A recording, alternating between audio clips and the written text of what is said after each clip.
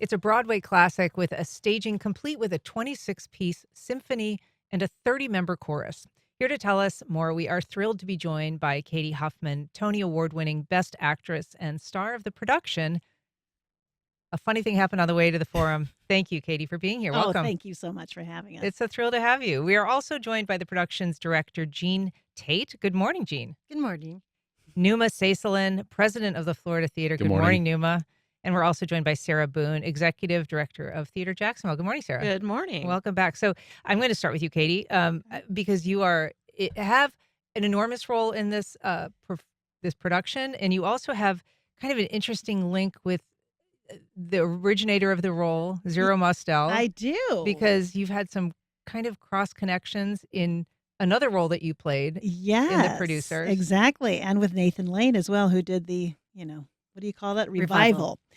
Extraordinary popular revival of the producers. Yes. And no, I'm talking about the funny thing happened. Oh, okay. Nathan starred in that. Yeah. Wow. So Right. he's done a lot of Zero's roles. Yes. And now finally they're realizing that I have so much in common with Zero Mostel and Nathan Lane. Thank goodness. Finally.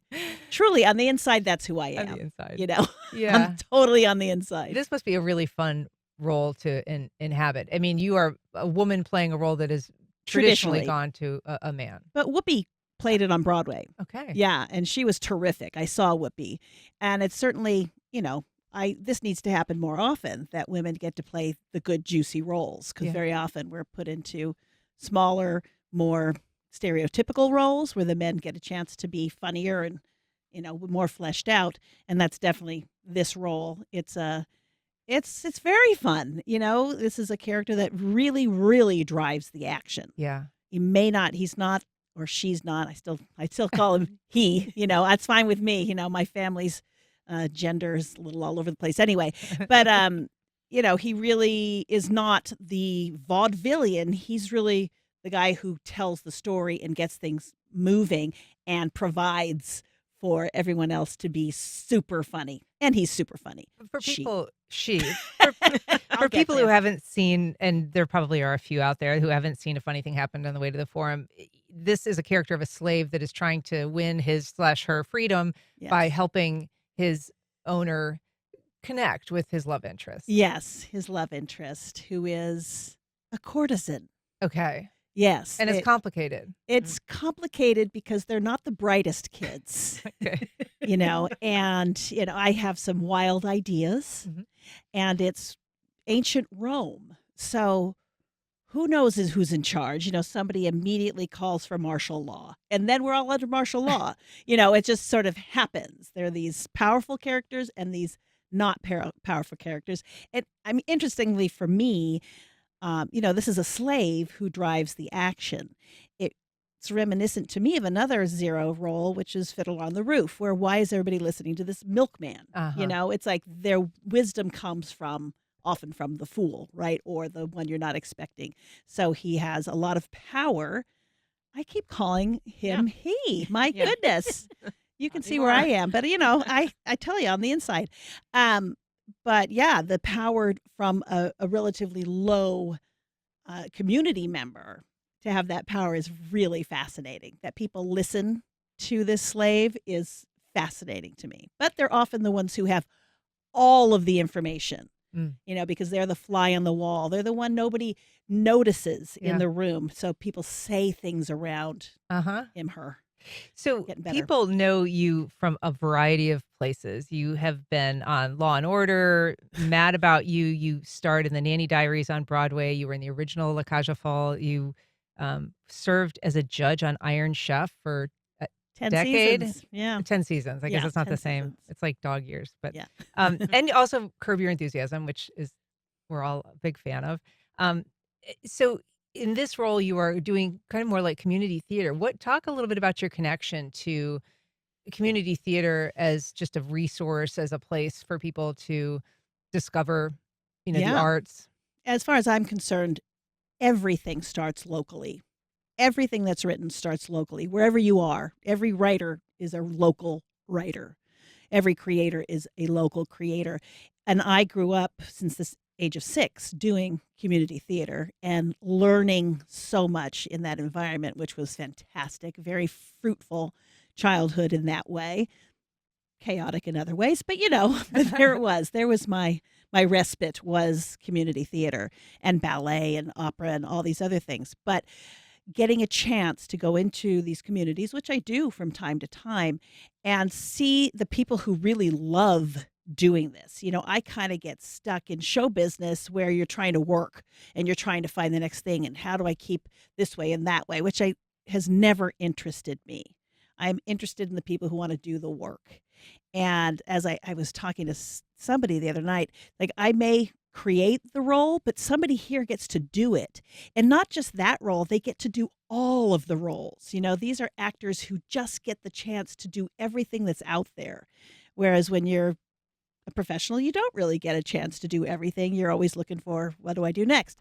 But yeah, so I love coming into these communities. And this one particularly is full of wonderful actors, for one thing, but just sweet people. People who are excited that I've done something. I Yeah. was like, really? Okay, sure. Yeah. What do you want to know? But it's thrilling. Yeah. Numa Saisselin, I want to ask you, this is the second time that Florida Theatre and Theatre Jacksonville have partnered on this in-concert production style. For people who maybe didn't see last year's production of MAME or just aren't familiar with the concept, remind us what the conceit is. I mean, what are you bringing together? It's like a radio. It's like a radio play presentation of a Broadway show. Everything happens on stage. So the orchestra is up on the stage. The chorus is seated behind them. The actors are all down front of the orchestra, and there's minimal staging because that's a lot of people to put on the stage. Crowded. But we perform, or I don't perform. They perform the entire show, start to finish. Some folks are still on book, some are not because it was a very short rehearsal period. But the idea is that it's a different way of presenting a Broadway musical. And Sarah and I talked about this for years before first producing MAME last year and now Forum this year, not being done in Jacksonville.